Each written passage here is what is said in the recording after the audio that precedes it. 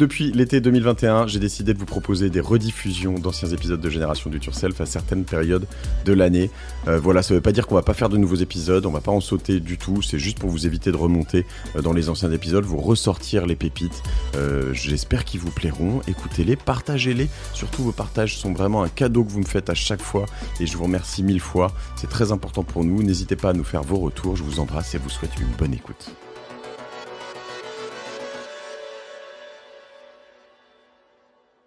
Bonjour tout le monde, je suis aujourd'hui chez Cosa Vostra et ravi d'avoir enfin réussi à mettre le grappin sur Laurent Combalvert. Salut Laurent. Salut. Laurent, je te propose de te présenter pour commencer. Donc je suis négociateur professionnel, j'ai la chance de pratiquer ce métier à 100%. Je suis un ancien négociateur du RAID, j'ai eu l'opportunité de créer la première équipe de négociateurs au sein de cette unité avec quelqu'un qui s'appelle Michel Marie et nous avons tout doucement monté le métier en compétences pour en faire un vrai métier et non pas seulement une soft skill et faire en sorte que l'on puisse régler des situations complexes par la négociation de manière pacifique. C'est quoi un négociateur professionnel, parce qu'on est tous un peu négociateurs amateurs alors du coup, mais je pourrais presque dire que moi aussi je suis négociateur professionnel puisque une grosse partie de mon métier c'est de négocier avec des futurs employés pour les faire venir, des employés qui sont là pour les motiver, des clients pour revenir, des prospects pour devenir clients, des clients pour rester clients, des je sais pas moi, des administrations pour je sais pas quelle raison souvent. Alors c'est vrai que tu pratiques la négo comme tout le monde, hein, puisqu'on passe tous notre vie à négocier. Dans l'idée que la négociation, c'est ce qui sert à trouver dans une situation de désaccord exprimé une solution qui sera juste pour chacune des parties prenantes. Donc on fait tous de la négo, recruter un client, recruter un collaborateur, gérer un conflit, motiver une équipe, c'est de la négo. Après, négociateur professionnel, ça veut dire qu'on fait que ça. La raison d'être de notre entreprise, d'ADN Group, c'est d'accompagner dans la formation et l'assistance des organisations qui négocient. Donc 100% de notre activité est dédiée à la négociation. Donc c'est pour ça qu'on a la prétention de dire que c'est un vrai métier. On est tous a priori de potentiels négociateurs professionnels. Après le devenir, c'est-à-dire considérer que c'est un vrai job, que c'est pas juste un hobby qu'on fait en plus, et donc il nécessite une préparation et un entraînement permanent. Donc ça veut dire que si je dois décortiquer une phase par exemple, on va venir dans tout ça d'ailleurs, je vais trop vite, mais une phase de commercial par exemple, il y a toute une phase de prospection, il y a toute une phase de ça entre guillemets ça t'intéresse pas, en tout cas c'est pas ton business. Toi t'es vraiment sur la phase, une fois que la prospection est commencée, que tu rentres dans cette phase où t'as un client qui est hooké, qui est intéressé et où il faut commencer à négocier des conditions, de l'argent, des pénalités possibles, des tas de choses, et ben c'est là où tu fais de l'impact, c'est ça? Alors je vais même aller plus loin, c'est même au-delà de ça, c'est-à-dire que tu peux avoir un client que tu vas chercher en prospection, tu vas lui vendre ta prestation, c'est-à-dire que tu vas le convaincre que ta prestation est idéale pour lui, c'est exactement ce qu'il lui faut. Et nous, on va rentrer en ligne de compte quand l'autre va commencer à dire non. Quand il va dire non, ça m'intéresse pas, ou non, pas à ce prix-là, ou c'est trop cher, ou ses conditions de sortie ne m'intéressent pas, ou ses conditions de paiement, je voudrais les revoir. À partir du moment où il exprime un désaccord avec ce que tu lui présentes, c'est là que la négociation va commencer. Donc le désaccord exprimé, c'est ta base de travail. Mais le désaccord exprimé, il n'est pas forcément à partir du moment où tu as clashé. Il peut être très tôt dans le process où t'as pas encore commencé à travailler ensemble. Bien sûr, au contraire. Le désaccord exprimé, moi j'utilise même un mot qui est un peu plus fort, c'est le conflit. Le conflit, conflictérer, ça veut dire aller à l'encontre d'eux, c'est-à-dire exprimer ton désaccord. Et le conflit, nous on l'utilise beaucoup dans nos équipes pour créer de la valeur et pour créer pour avoir de la créativité quand on échange sur une mission ou sur une façon de gérer quelque chose. C'est-à-dire être capable de dire je ne suis pas d'accord, c'est d'abord constructif. Mais en fait, c'est là où je reviens sur le côté professionnel. Enfin, tu m'excuses, hein, mais ça peut paraître presque, tu peux le voir quasiment loufoque alors je sais que c'est très sérieux, hein, on y viendra tout à l'heure, mais en fait, le conflictéré, le désaccord exprimé, enfin, je pourrais penser que t'en as 4000 par jour. Je dis 4000, c'est peut-être 200, mais je veux dire avec ton compagnon, avec tes enfants, avec je sais pas tout le monde. Enfin, je sais pas. Avec toi-même? Ouais, le conflit dans ce sens-là du désaccord exprimé, il est important, mais il est moins présent que ce que tu imagines. C'est-à-dire que beaucoup de situations se règlent par la soumission ou le passage en force. C'est-à-dire qu'on n'exprime pas le désaccord, on impose. Ou on n'exprime pas le désaccord, on accepte alors qu'on n'est pas d'accord. C'est assez étonnant de voir que la notion de valeur ajoutée est pas forcément toujours associée au mot conflit. Et là aussi, beaucoup de personnes, beaucoup des auditeurs ne seront pas d'accord avec ce point-là, et c'est très bien. Mais nous, en tout cas, c'est comme ça qu'on l'utilise. Le conflit peut être vu de manière positive dès lors qu'on considère que c'est l'expression d'un désaccord et que c'est le moyen de créer de la valeur ajoutée parce que 1 plus 1 peut valoir 3, 4, 5, 15. On a une fondation qu'on a créée qui s'appelle ADN Kids. On forme les enfants dans les écoles pour lutter contre la violence et le harcèlement. Et on est en classe de primaire, on fait l'exercice du 6. On a déroulé une grosse affiche avec un 6 dessus, la moitié de la classe à droite, la moitié de la salle à gauche. On demande à la partie qui est à droite, expliquer aux élèves d'en face que c'est un 6 qu'on voit sur l'affiche.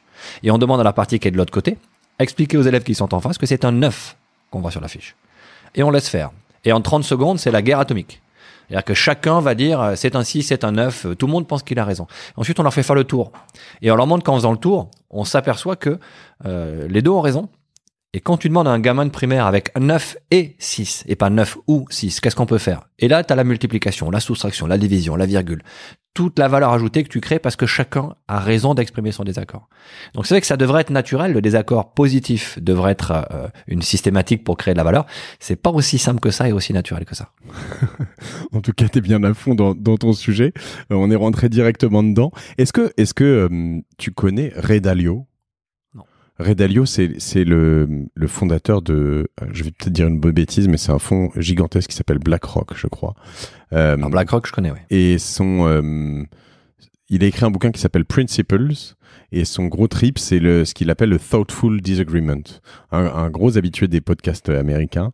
L'idée, c'est de dire, en gros, il valorise le désaccord énormément. Il a raison. En disant, en gros, il n'y a rien de pire dans une entreprise que d'avoir une centaine de personnes ou des milliers de personnes à qui tu dis c'est comme ça et pas autrement, parce que la raison même pour laquelle tu as des centaines de managers, au moins en tout cas, c'est de recruter des gens intelligents pour faire progresser ta boîte. Or, si tu mets une règle ou on va dire des valeurs qui disent tu dois respecter tes supérieurs et tu dois jamais les contredire, ben en fait, tu ne fais que dire aux gens du dessous, ne pensez pas trop et n'apportez pas trop de valeur ajoutée. Quand tu réagis dans l'idée que si un bruit te dérange, il vaut mieux ne pas l'entendre, évidemment, tu perds quelque chose. Si quand un bruit te dérange, tu souhaites l'écouter parce que justement, il n'a pas le même son que les autres, c'est là que tu peux avoir cette capacité d'ouverture. Si tu exprimes une idée à 100 personnes, tout le monde est d'accord avec toi, à 101 personnes, vous avez une idée. Ce qui est nul en termes de créativité. Il y a encore pire. Tu exprimes ton idée à 100 personnes, personne n'est d'accord avec toi, mais personne n'ose te le dire. C'est encore plus nul parce que tu es toujours persuadé que tu as une idée géniale. Les 100 personnes autour de toi sont frustrées de ne pas avoir exprimé leur désaccord et tu ne t'enrichis pas de leur vision qui pourrait venir gonfler ta propre idée. Donc c'est vrai que cette notion de désaccord exprimé ou de conflit, on peut l'appeler ensuite, si le mot conflit fait peur, on peut appeler ça désaccord exprimé, effectivement.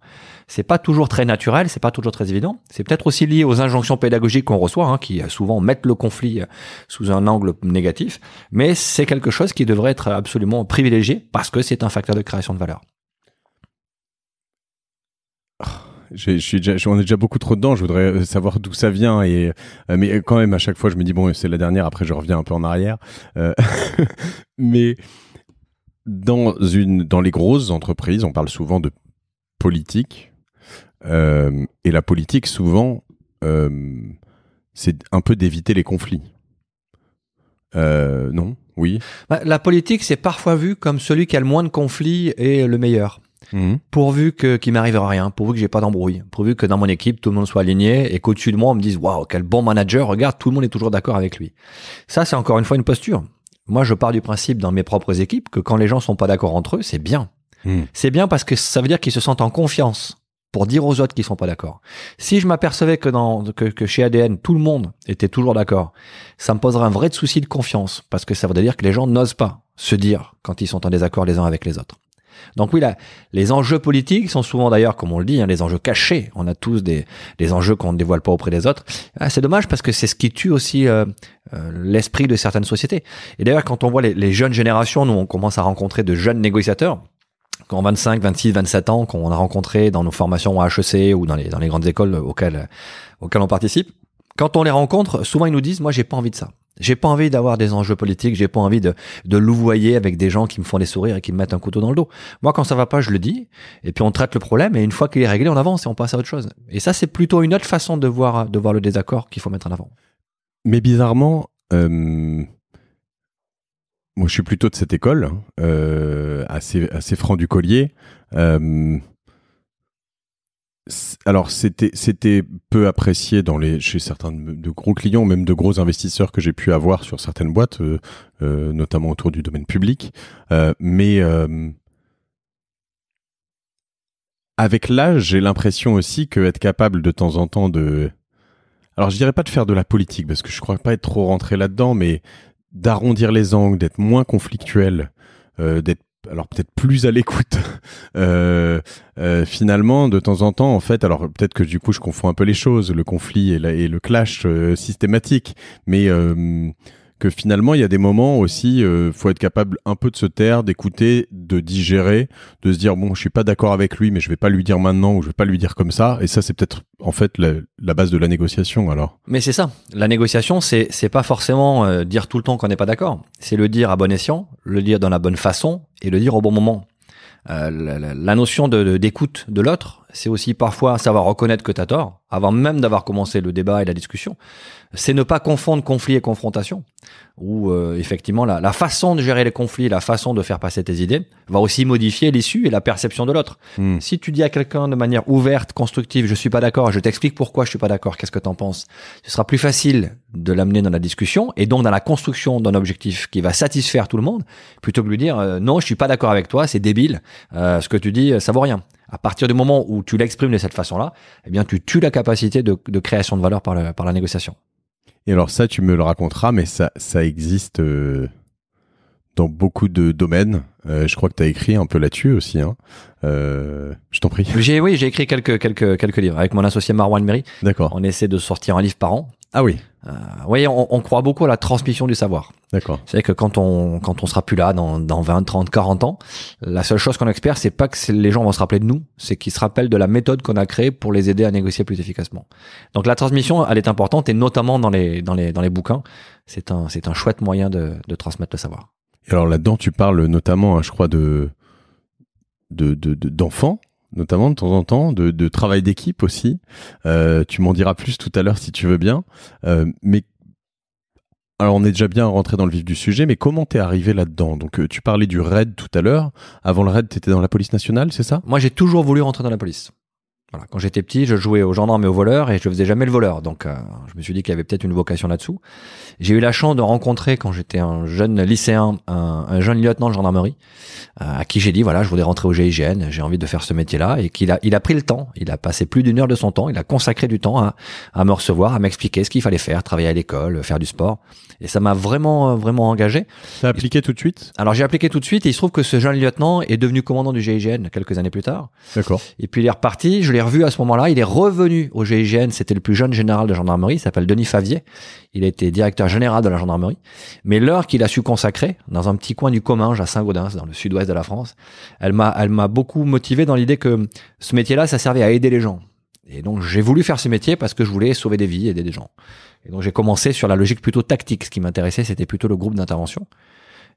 Et à l'occasion de mes études, j'ai fait des études de droit et de sciences politiques, à l'occasion d'un mémoire de Sciences Po que je faisais sur la lutte antiterroriste, avant de passer le concours d'officier de police. J'ai rencontré quelqu'un qui s'appelle Michel Marie, qui était commandant au RAID, avec lequel j'ai sympathisé, avec lequel on a bien accroché.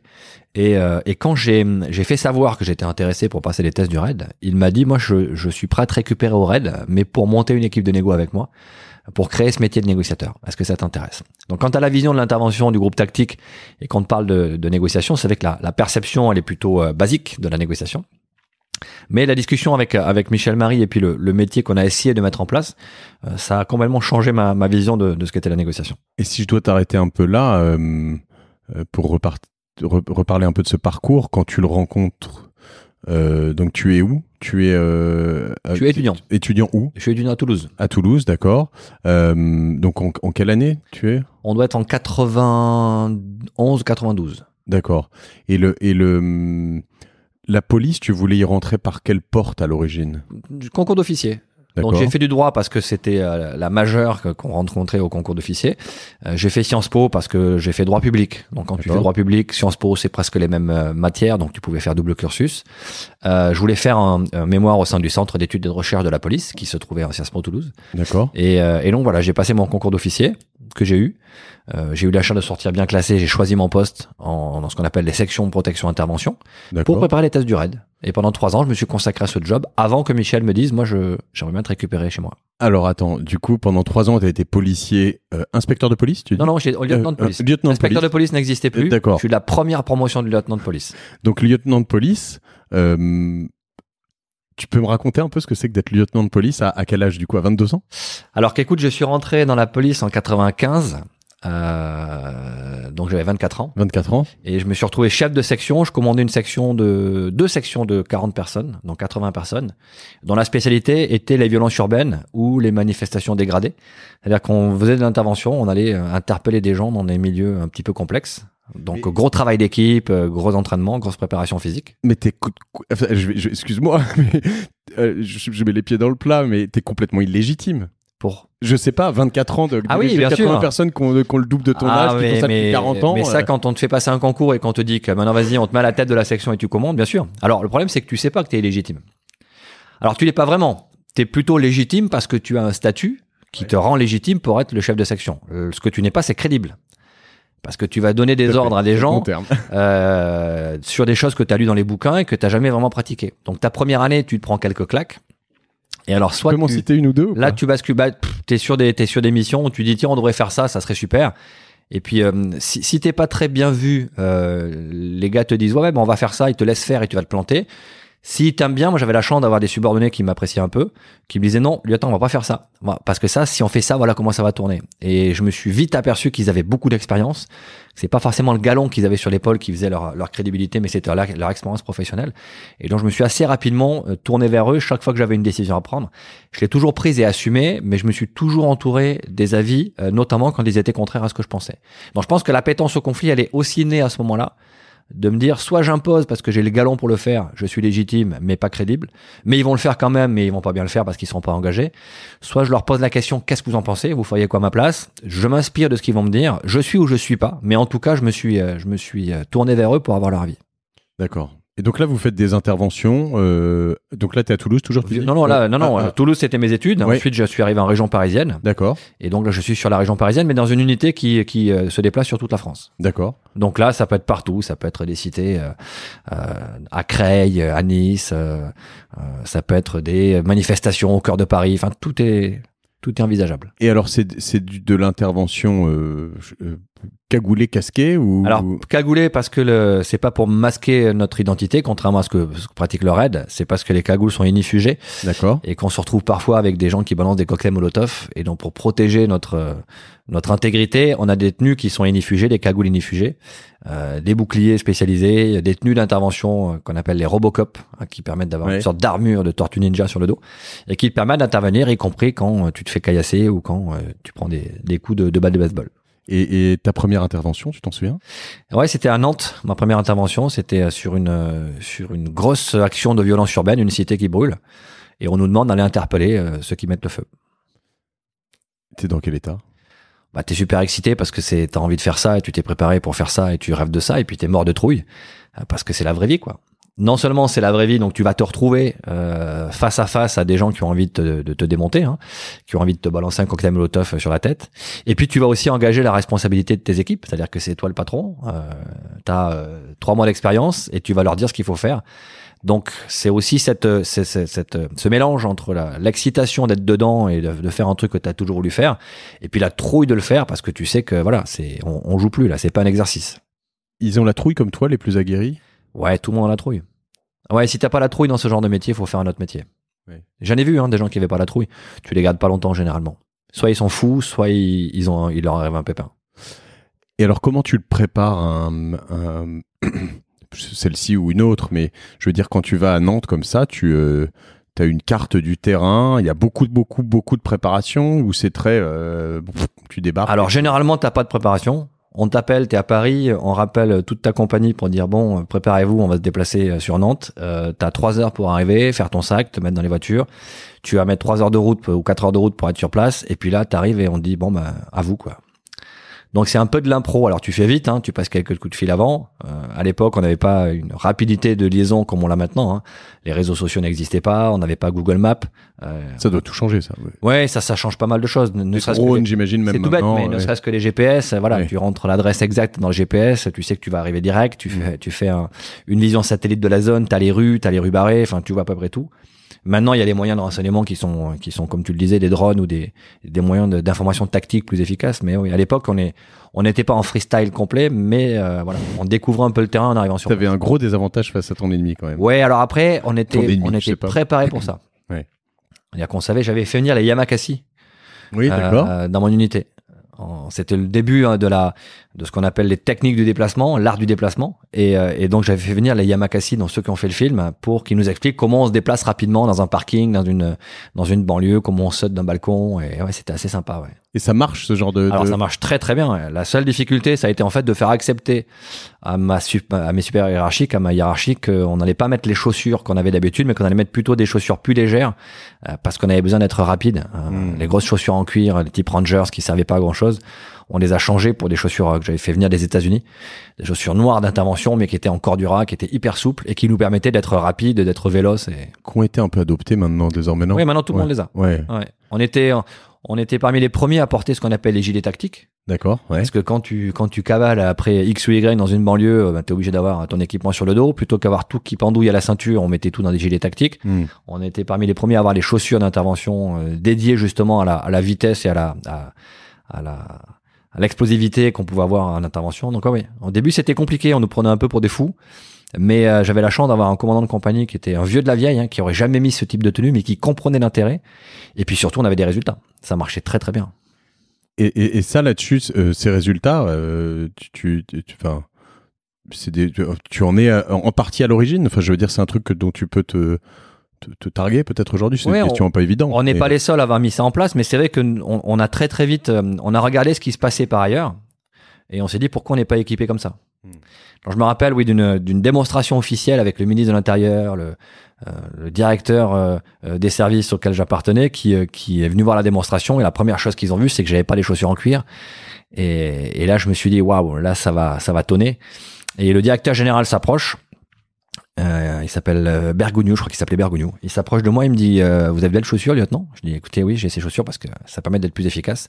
Et il demande au directeur des équipements de la police de venir voir où j'avais trouvé ces chaussures pour les faire tester, pour justement les distribuer aux autres. Donc ouais, c'était quand on tombe sur des gens qui comprennent l'intérêt de la mission et qui se disent ok, on fait pas ça pour être plus beau ou plus malin, on fait ça juste parce que ça nous rend plus efficace. On arrive à faire bouger les choses. Il y a un moment dans ces 3 années où il y a pour toi un point de bascule qui fait que tu as changé dans le regard de tes équipes, ou c'est venu que très progressivement ou... Non, il n'y a pas eu de point de bascule. Je dirais que plus tu acquiers de l'expérience, plus tu deviens légitime du coup. Alors, ta crédibilité, tu l'as fait sur le terrain. Quand tu montres que tu es efficace dans le job pour lequel tu es payé, le job sur lequel on t'attend, bah oui, tu deviens plus crédible. Et puis ta légitimité, tu l'acquiers non pas seulement parce que tu as le galon, mais parce qu'en plus, tu sais créer une synergie où tu vas susciter l'adhésion. Moi, j'avais pas mal de gens qui voulaient rejoindre mes sections parce qu'on avait une réputation d'être efficace. On comptait pas nos heures, on comptait pas nos journées de récup. Hein. On prenait jamais nos récup, on était toujours sur la brèche. Ce qui est pas toujours simple parce que ça impacte la vie de famille. Par contre, ouais, on avait des résultats et c'était bien. Mais alors, justement, sur le modus, alors pas le modus operandi, mais le rythme de vie, tu pouvais passer 10 jours sans être appelé, être, je sais pas, tranquille à jouer aux cartes comme ça. Non, à vous entraîner, je sais pas. Mais... Passer 10 jours, c'était rare. Il y avait des moments où la compagnie était neutralisée. C'est-à-dire que pendant ces moments-là, elle pouvait pas être rappelée. D'accord. Quand on avait enchaîné 30 jours de déplacement, de mission, il fallait aussi neutraliser la compagnie pour que tout le monde puisse un peu souffler. Donc quand la compagnie est neutralisée, elle est à effectif réduit et on la rappelle si vraiment il n'y a pas d'autre possibilité de le faire. D'accord. Donc on avait des moments où on était un peu posé. On pouvait s'entraîner, on pouvait se préparer. Mais généralement, on était plutôt sur la brèche tout le temps qu'en récupération. Et alors, tu sais jamais vraiment où on va t'envoyer, quoi. C'est vraiment un truc, le téléphone sonne et tu peux être chez toi, il est 3h du matin et, ouais, ça et peut tu arriver. réveilles tout le monde, comment ça se passe? Alors, tu réveilles. Ouais, non, ça se fait tout seul. C'est le service général qui fait ça. C'est-à-dire qu'il y a quelqu'un qui est de permanence H24 et quand la compagnie est rappelée, il rappelle tout le monde pour dire, revenez, on a besoin de vous et voilà, tu prépares un sac et tu sais pas où tu pars et combien de temps tu pars. Je me rappelle d'une mission, on devait partir 24 heures et ça a duré 3 semaines. Ah oui, parce que tu faisais des missions longues aussi. Ah oui, bien sûr. Ah ouais. D'accord. Et ces déplacements, juste pour me projeter un peu, mais t'es souvent en voiture, tu pars en hélico, tu pars en avion, t'es que en France. Alors tu pars essentiellement en véhicule. Quand tu pars en Corse, tu pars en avion. Ouais. Donc ça dépend des lieux sur lesquels tu vas partir. Ouais. D'accord. Là-dessus, c'est une sorte de... Quand on parle comme ça, on a l'impression que c'est un mini-raid quand même, quoi. Oui, c'était un peu les prémices. Alors ça s'appelait pas comme ça, et on avait une hiérarchie qui voulait surtout pas qu'on ressemble au groupe d'intervention. Mais la plupart des jeunes que j'avais dans cette unité-là, dans cette section, sont tous ensuite rentrés dans des groupes d'intervention. D'accord. Le raid, les GIPN, voilà, c'était un peu ce qu'ils voulaient. Donc on faisait du sport toute la journée, on faisait du tir chaque fois qu'on pouvait, on faisait de la boxe, on cochait toutes les cases pour ensuite rentrer en groupe d'intervention. Donc c'était très sportif, très physique, très. Tu tires bien, du coup, j'imagine. Ouais, j'ai la chance d'avoir une bonne capacité à utiliser les armes. Tu tires toujours? Oui, toujours, bien sûr. D'accord. Ouais. Et tu t'entraînes toujours à fond? Je m'entraîne toujours. Ok. Du sport, du tir, de la chute libre. D'accord. On va revenir sur tout ça. Est-ce que j'ai lu quelque part que tu étais passé aux États-Unis sur une formation du FBI? Ouais. Quand je suis arrivé au raid, j'ai dit à Michel Marie. Alors, quand j'ai demandé à Michel pourquoi il m'avait recruté, en fait, il m'a dit 2 choses. Il m'a dit la première chose, t'es sacrifiable. Alors j'ai dit très bien, tu peux me rappeler la définition de sacrifiable pour toi, s'il te plaît. Et donc il me dit en fait, t'es un jeune officier, t'es un jeune lieutenant. C'est-à-dire que si on se plante et que le métier ne marche pas, si ça n'accroche pas, tu mets pas en jeu ta carrière. T'auras essayé, tu feras autre chose, tu vas pouvoir rebondir. Je suis pas à un moment où, tu vois, je devais passer un grade, où je devais avoir C'était pas un moment crucial dans ma carrière, j'avais du temps devant moi. On parlait pas de vie ou de mort. Non, c'est ça. C'était surtout dans ma fonction. Ensuite, la seconde raison, c'est que je parlais anglais. Et la plupart des unités qui travaillaient déjà sur la négociation étaient anglophones. Pourquoi tu parlais anglais? Parce que j'avais appris l'anglais à l'école et que je trouvais que c'était bien de parler anglais. D'accord. Je pose cette question parce que j'ai récemment un collaborateur, un futur collaborateur que j'ai eu en entretien qui me dit j'ai compris que trop tardivement que l'anglais était important. Et aujourd'hui, je m'en mords les doigts parce que il baragouine, mais il parle pas assez bien. Et pour nous, c'est primordial. Mais même pour la découverte sur le digital sur Internet, c'est important. C'est quelque chose que tu avais réalisé tôt, donc. Alors moi, j'ai la chance d'avoir une mère qui est prof de langue, qui est prof d'espagnol. D'accord. Donc du coup, elle m'a mis à l'espagnol très très vite et elle m'a mis aux langues très très vite. Et au-delà de l'espagnol, qui était sa matière, elle m'a dit tu vas surtout apprendre l'anglais. Parce que ce sera la langue internationale, évidemment. Donc oui, ça, j'ai compris assez vite qu'il fallait pouvoir s'exprimer en anglais. Et donc voilà, j'ai eu cette chance. Et voilà. Tout comme moi, j'ai des parents que je remercie jamais assez de m'avoir envoyé un peu à droite à gauche, mais pour apprendre l'anglais, qui ont été très clairvoyants là-dessus. Donc ça t'a aidé à avoir ce job. Et t'étais le premier à avoir ce job, en fait? Non, du tout. Michel avait commencé à travailler sur la négo après Neuilly. D'accord, en 93. Sarkozy, donc. Voilà, Sarkozy qui va négocier avec Human Bomb. Et il comprend l'intérêt que la négociation, ça doit se préparer, ça doit s'organiser, que c'est un vrai job. Et que c'est pas simplement ce qu'on faisait dans les films ou ce qu'on voyait à l'ancienne, le patron du service qui débarque et qui dit allez, c'est bon, arrête tes conneries, poste ton calibre, on va discuter. Donc il a décidé de professionnaliser. Moi, je le rencontre en 93 quand je fais mon mémoire de Sciences Po. Et donc ça fait déjà quelques mois qu'il a travaillé sur Neuilly.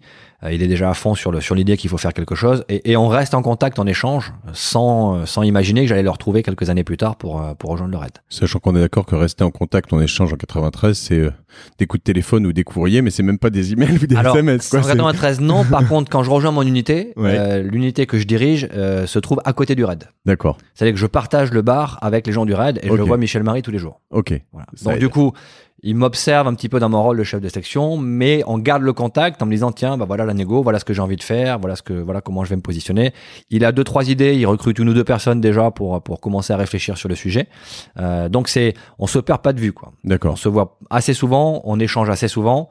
Et puis je m'aperçois que son idée elle mûrit vraiment et qu'il a vraiment l'intention de faire un groupe de négociateurs. C'est pas juste un négociateur qui fait ça de temps en temps, c'est un groupe dédié qui va porter le nom groupe gestion de crise et négociation pour faire de la négo à temps complet. Donc ça, tu t'engages là-dedans en 80... Je m'engage là-dedans en 97. Je commence à réfléchir au sujet et fin 98, il me recrute au RAID. Et alors tu passes dans un groupe de négo au sein d'un gros groupe d'ultra-action, si je puis dire, enfin vraiment de quelque chose qui est très musclé. Ça me donne envie de te poser 2 questions. La première, est-ce que t'as pas un peu peur de sortir de l'action toi-même? Parce que du coup, j'imagine que tu rentres pas dans un avion où ton objectif il est plus d'être en retrait un petit peu pour sauver les autres. C'est autre chose, c'est une autre forme d'action. Et 2, j'imagine aussi que tu gères beaucoup moins de personnes puisque tu passes de 2 fois 40 à quelques... Ah bah tu passes à rien, tu te gères toi. Et Parce que dans le groupe de négo du RAID, il y a que des officiers. On est 3 officiers, d'accord, dont Michel Marie, une femme négociatrice et moi, et un psychologue. d'accord. Donc tu gères ta personne, tu commandes plus personne. Donc si effectivement c'est ta vocation et c'est ce qui t'intéresse dans ton métier, tu vas être déçu assez vite puisque tu diriges que toi. Après, tu quittes l'action, c'est vrai que tu quittes le côté tactique. Et donc, quand tu as eu ça en tête pendant des années, que tu t'es préparé, que pendant 3 ans, tu as dirigé des sections qui faisaient un peu ça, tu décides de changer de métier. Par contre, je l'ai fait en conscience, je le savais. C'est-à-dire que j'ai pas été, on m'a pas arnaqué sur la finalité. Dès le début, Michel Marie m'a dit, voilà, tu vas venir nous rejoindre, tu feras pas d'intervention, on sera sur les interventions, mais on casse pas de porte, on donne pas l'assaut, on descend pas à rappel. Ça, tu le faisais avant? Ça, je le faisais avant dans mon unité. On était en groupe constitué. T'étais pas en retrait, je veux dire, en tactique. On rentrait dans des manifestations pour aller attraper des casseurs ou on allait faire des interpellations difficiles dans des banlieues où ça cramait. Là, tu sais que tu quittes ce milieu-là. Tu deviens un peu plus intellectuel, entre guillemets, même si le rôle d'intervention nécessite de la préparation intellectuelle. Mais là, on devient un peu plus abstrait dans notre préparation et de la négociation à distance. On peut être parfois au face-à-face, mais on n'a pas vocation à aller au contact physique. Si je parle quand tu m'as parlé de la peur tout à l'heure, quand tu es en intervention, donc toi qu'on a fait quelques-unes sur cette époque, peut-être après, tu me diras, dans les autres sentiments qu'il y a dans ces moments-là, il y a, j'imagine, beaucoup d'adrénaline. Est-ce qu'il y a une forme de kiff? Oui, c'est sûr, il y a un kiff. Il y a un kiff parce que tu cherches aussi cette pression quand ton amygdale décide d'ordonner, de sécréter de l'adrénaline, du cortisol parce que tu sais que ça va être chaud. Ouais, bien sûr, tu le sens. Tu sens la bouffée de chaleur qui monte.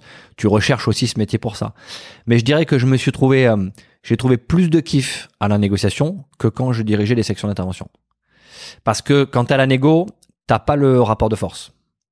T'as le groupe d'intervention qui est derrière la porte, mais c'est pas toi qui pilote ça. T'as pas d'arme à la main. Tu peux pas imposer le rapport de force. La seule façon dont tu vas pouvoir l'amener à discuter avec toi, c'est ta façon de le convaincre que la seule solution, elle est par la négociation que tu vas apporter.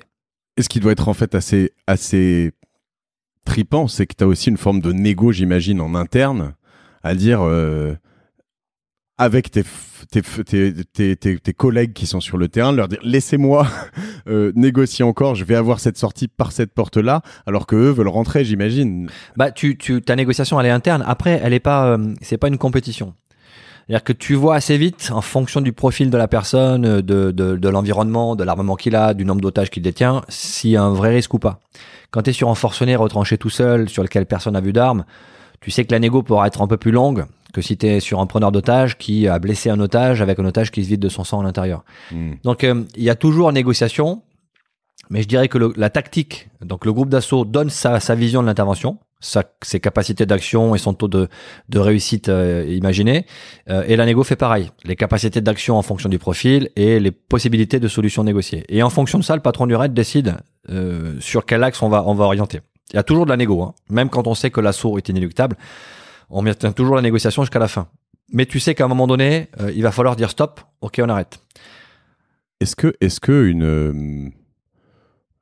je sais pas si par exemple tu as un angle de tir sur un type qui a 8 otages avec qui tu parles depuis 8 heures, est-ce que la vie je rentre dans du point très précis, mais c'est de la pure curiosité, la vie du preneur d'otages est un sujet? Bien sûr. Elle est un sujet pour 2 raisons. La priorité du négociateur, c'est la vie des otages.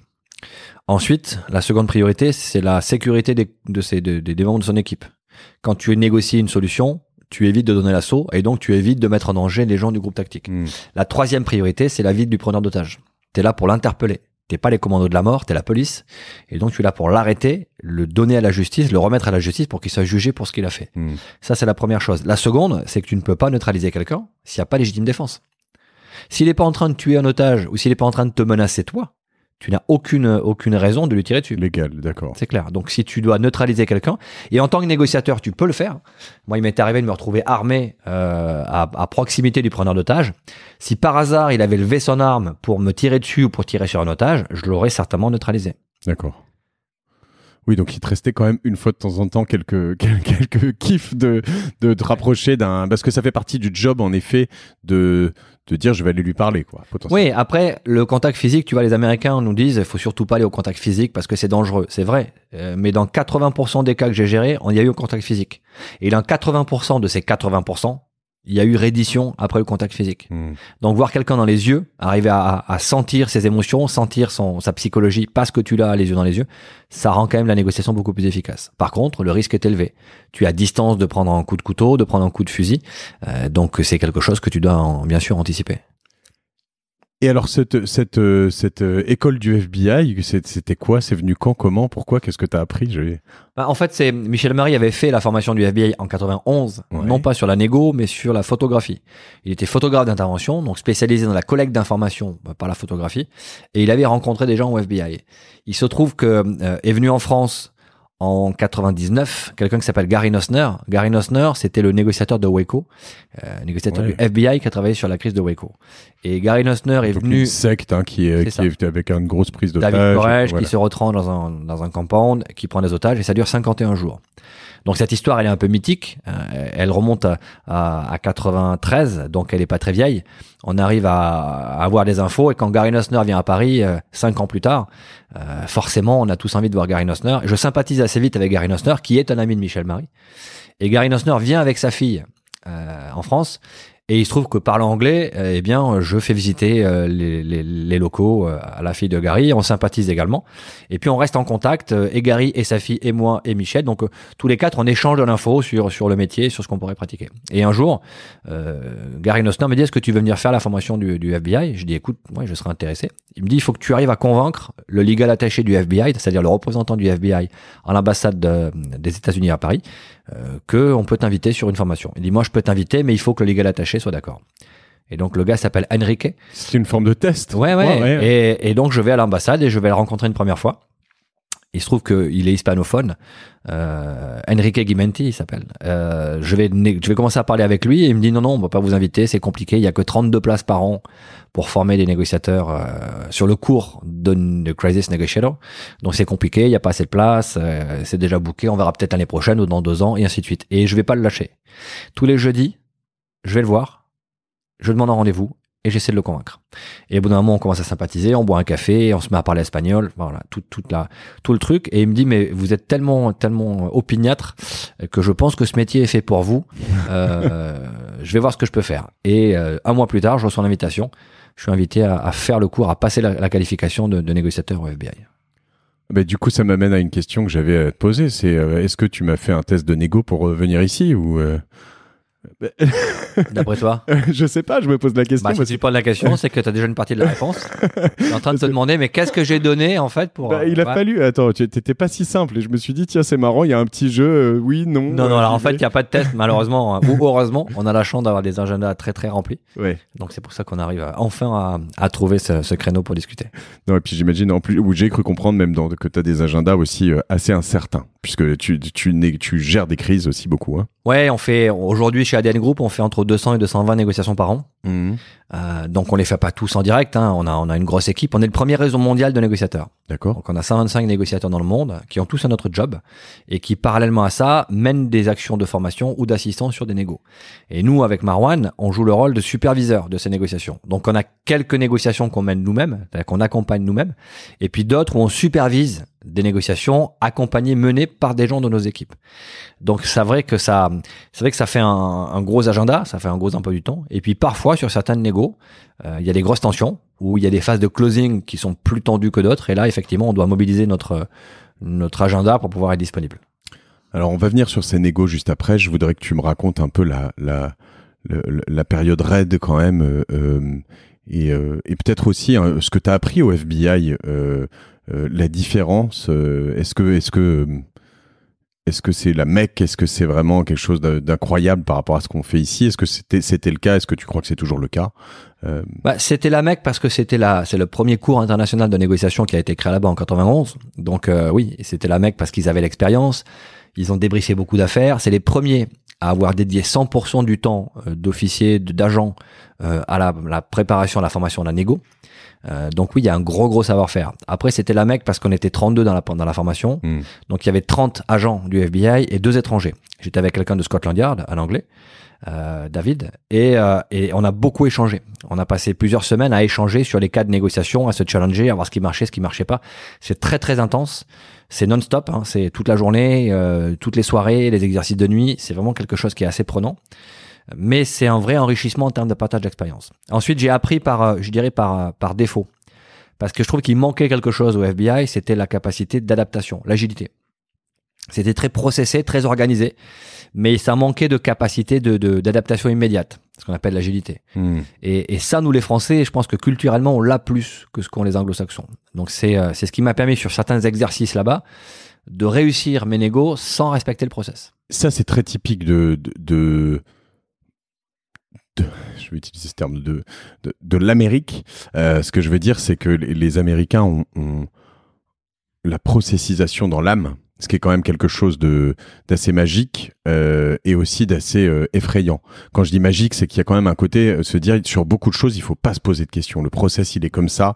T'as beaucoup de gens qui vont s'habiller par exemple tous les jours pareil, comme ça au moins le matin, ils ont pas à se poser de questions sur comment je m'habille parce que c'est t-shirt noir, jean gris, chaussures noires. Et voilà. Et donc du coup, ils arrivent à faire un certain nombre de choses qui font qu'en fait tu réussis à te poser les vraies bonnes questions aux bons endroits. Nous, on a un côté un peu anti-process, notamment dans plein de sociétés. Mais tu crois pas que c'est quelque chose qui, j'imagine, du coup, qui t'apporte une force aujourd'hui, cette processisation que tu as appris là-bas? Alors, ça t'apporte une force sur ce que tu peux prédire. Le process qui t'apporte une bonne réponse, ça sert à éliminer l'incertitude. Donc, dans un système compliqué, avec plein de paramètres, mais où tout est prédictible, le process est redoutablement efficace. T'élimines l'incertitude. Quand il se passe ça, plus ça, plus ça, tu appliques la réponse et ça marche. La négo, c'est un système complexe. C'est-à-dire un système dans lequel il y a de l'incertitude. Et donc, dans l'incertitude, il n'y a pas de bonne réponse. T'as que de bonnes questions. Il y a peut-être des moments où tu vas avoir en termes de processisation, je sais pas, la manière dont tu mets en place la négo, dont tu établis ton terrain, entre guillemets, d'action. Alors, encore une fois, c'est du process, non pas sur de la réponse, mais sur des questions clés. Ouais. Avec Marwan Méry, on a créé une méthode qui s'appelle Pacificate, qui enchaîne des questions clés. Il n'y a pas de bonne réponse. La question, ça peut être par exemple, quel est l'objectif commun partagé? Comment je l'identifie? Ce que la partie adverse et moi, on va créer ensemble en négociant. Ensuite, la question, c'est comment je le verbalise pour qu'elle accepte l'objectif commun partagé. Je ne sais pas à l'avance comment je vais faire et ce que je vais dire. Par contre, je sais que cette question, je vais me la poser. Donc, le process qu'on a créé est plus sur un enchaînement de questions clés plutôt que sur un enchaînement de réponses. Or, quand tu as peu d'appétence en incertitude, ou quand tu as l'habitude d'appliquer des process avec des réponses établies à l'avance, je m'habille tous les matins avec un t-shirt gris, un pantalon noir et des chaussures grises, eh bien, tu te poses plus la question de pourquoi je m'habille avec un t-shirt noir, un pantalon gris et des chaussures noires. C'est automatique. Ce qui est rassurant, parce que tu évites la question de l'incertitude, comment je m'habille, ce qui est moins efficace, parce que du coup, tu t'habilles de la même façon, qu'il pleuve, qu'il vente, ou qu'il y a un grand soleil. C'est chaud, ouais, voilà. C'est sûr. Donc, cette notion de question clé, elle t'oblige à être acteur. Tu es acteur de ta négo parce que tu te poses la question et tu vas devoir trouver toi-même la réponse. Les systèmes qui ont des réponses préétablies à l'avance, elles permettent d'éviter d'être acteur. Donc, tu deviens spectateur. Alors, si ça te convient, il y a des gens qui aiment ça, qui n'ont pas besoin, qui veulent pas prendre de responsabilité, qui appliquent un process et ça marche et qui le font très bien d'ailleurs. Alors que tu as des gens qui ont besoin d'être tout le temps dans l'incertitude parce que, répéter 150 fois le même process, au bout d'un moment, ça va les lasser. Ouais, c'est passionnant. Et du coup, ces questions dont tu viens de parler, par exemple, est-ce que tu peux quand tu parles de cet objectif, quel est l'objectif qu'on a en commun, par exemple, ce qui me semble un bon préalable à une négociation, finalement. Ça, c'est quelque chose que tu te poses à toi-même ou que tu vas poser à ton interlocuteur éventuellement? Systématiquement, tu essaies d'envisager l'objectif commun partagé. D'accord. Dans toute négo, il y a un OCP, sinon c'est pas de la négo. D'OCP, ok. S'il n'y a pas d'OCP, d'objectif commun partagé, on n'est pas en négociation. On est dans un débat, dans une discussion, mais on ne construit pas quelque chose ensemble. Ça veut dire que ça, tu le verbalises. Alors, déjà, tu essaies de le trouver. Donc, tu vas faire des hypothèses. Et là, c'est la distinction entre l'interprétation et l'hypothèse. L'interprétation, tu imagines que les choses se passent de cette façon-là et que la partie adverse recherche à obtenir ceci, parce que du coup, comme tu te dis que tu as trouvé, tu n'as plus d'incertitude. Et donc, tu te rassures. L'interprétation, le danger, c'est qu'elle t'amène à voir le monde comme tu penses qu'il est, pas comme il est vraiment. En négociation, on fait des hypothèses. Et qu'on fait plein d'interprétations possibles. Il peut vouloir ça, il peut vouloir ça, il peut vouloir ça. Et je vais ensuite, au premier contact, valider par le questionnement laquelle de mes hypothèses est la meilleure. Donc, tu es dans l'incertitude parce que tu as peut-être 3-4 OCP identifiés. Tu sais pas celui qui va accrocher, celui que les gens vont prendre. Donc, tu commences généralement par tester celui qui t'est le plus favorable, qui te convient le mieux.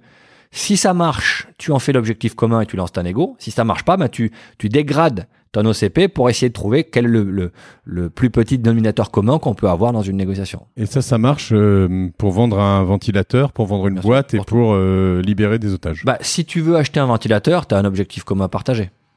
Sinon, tu serais pas là. Et si la personne veut te vendre un ventilateur, c'est qu'elle a aussi un objectif commun qu'elle partage avec toi. Sinon, ça ne fonctionne pas.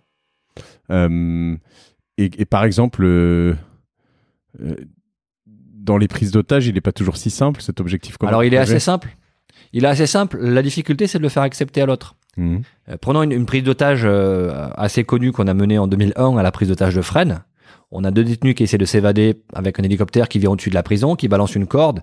La corde est trop courte. Ils ne peuvent pas accrocher l'échelle de corde. Ils ne peuvent pas s'accrocher à l'échelle de corde. L'hélicoptère leur jette un sac avec gilet pare-balles Kalachnikov. Ils s'équipent. Ils prennent en otage 2 surveillants de prison. Et ils s'enferment au milieu de la prison. Et donc, ça va durer 19 heures de négociation. Eh bien, l'OCP, l'objectif qu'on m'a partagé, que j'ai verbalisé avec le leader des preneurs d'otages et qu'il a repris, c'est que tout le monde s'en sorte vivant à la fin.